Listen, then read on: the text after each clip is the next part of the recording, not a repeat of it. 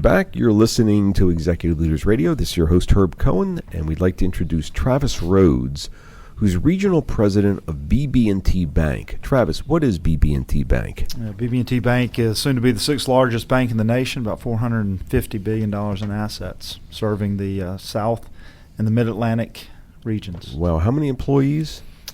So directly in my chain, about 170 roughly. And how many in the total organization? About 35,000, currently going to 65. Wow. Okay, where are you from originally? Greensboro, North Carolina. How many brothers and sisters? Yeah, I'm an only child. An only child. So what was the effect of you growing up as an only child?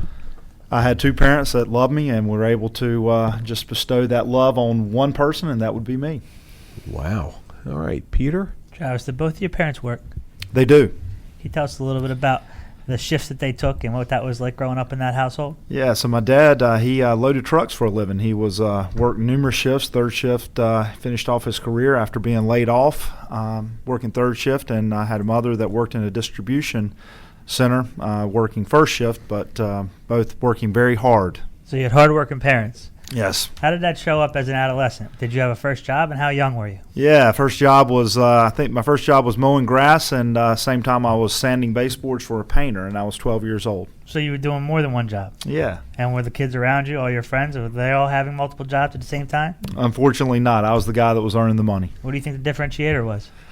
The differentiator was, seeing my parents, coming from very poor backgrounds. Both of them grew up very poor, and what they had accomplished and provided for me is I never wanted to ask them for anything. I wanted to provide it for myself. Denise?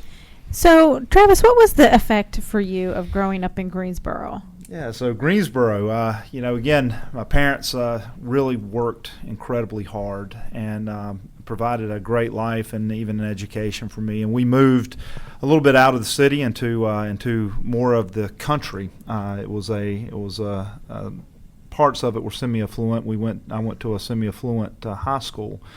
So as you look at just the differential between how my parents grew up, where I was versus somebody that might be in a country club, it really drove me to desire to better myself. Didn't you tell us in the green room you felt like you had an inferiority complex? Yeah, I did. It was not having the not having the background that some of the other kids did. It really impacted the way I saw myself and impacted where I thought that I could be in the future. And how do you think that shows up in your work today? Well, I think I call it to my staff. I call it my inner crazy. So I've got this drive to be successful and to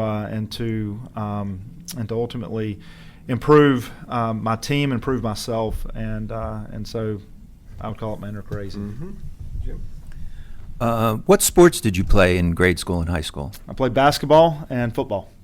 How did they influence you today? So I was a 6'3", 5 position. That was a 6'3" center. So when you're looking being a 6'3" center, and playing on a very competitive team, you've got to figure out what it's going to take to be successful. And it's when you're going up against 6'7" guys, 6'8" guys, you got to learn how to be creative and adapt to what your strengths are. And so again, that's also played into some of the things that I do now, is how to adapt to be successful. And how does that influence you today? Yeah, creativity is a wonderful thing, and when you're faced with some challenges that seem like they're overwhelming. Again, being 6'3" and you're going up against a guy that's 6'9", and you're having to play the blocks, and he's outweighing you by 75 pounds. You got to be creative. You got to figure out how to ultimately be successful in that role. And today, again, starting off as a branch manager, at some of the entry level positions with the bank, and working my way to where I am, at each step of the way, you had to figure out how to accomplish that role in an effective way, and a lot of that's creativity, and really finding out what your strengths are. Travis, can you tell us a little bit about your mom and what she's like? Yeah, my mom is one of the most loving people that you have ever met in your life, and she, I'm the apple of her eye. She adores me. But as a part of that, she also wants what's best for me. So she really drives me, and she has driven me in the past. And a part of that is Also, what do you mean? Yeah, so showing what is it that you can improve. Really talking a lot of times, what is it that you can do better, or this was something that wasn't quite right. You can improve in this direction. And what do you take from Mom with you to work every day? Yeah, to continuously see the areas where I can be better.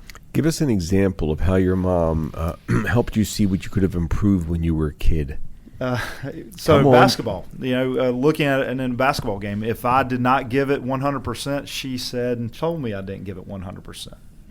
Oh, I see. You had a mother like mine. Okay. And let's see. Who's next? Who's got the next question here? And Travis, tell me a little bit about your dad. Oh, my dad. I might tear up a little bit talking about my dad. He is a very special man. He is has the highest degree of integrity. He is a man of faith, a man that his yes means yes and his no means no. And you can count. My father never in my entire life has lied to me. Wait a minute. Wait. I read the newspapers. I read about bankers, and if you're telling me your dad's your hero and he's never, and I get it loud and clear. I mean, I'm looking at you. It's like, you're really, I get it in your body language. Dad, man, I don't hear that about bankers, though. You're telling me that you really bring the truth and honesty and integrity to your role at BB&T Bank? Well, that's one of the reasons I've worked for BB&T for 20 years, is because foundationally, honesty and integrity is the foundation of the bank and what it stands upon. And that's the reason that I work there. And ultimately, that came from my father. And I can proudly say that I've never lied to my kids. And that foundational, honesty is the very foundation of relationships. If you cannot have honesty and integrity, you will not have relationships or meaningful relationships. So that's the core of who I am and what my father has given me.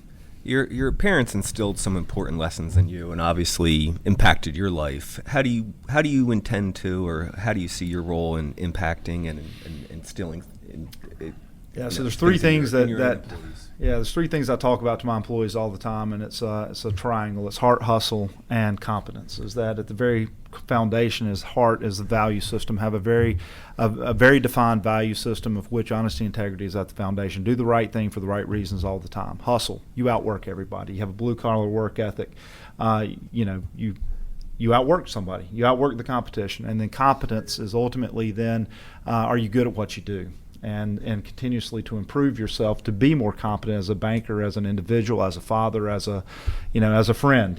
We all can improve in all of those different areas. So all three of those got to work in concert: heart, hustle, and competence. Kayla? Travis, where does this motivation come from? Where does this motivation come from? Motivation comes from a desire to be the best at what I do in everything. And ultimately, it resonates from the very foundation of how I grew up.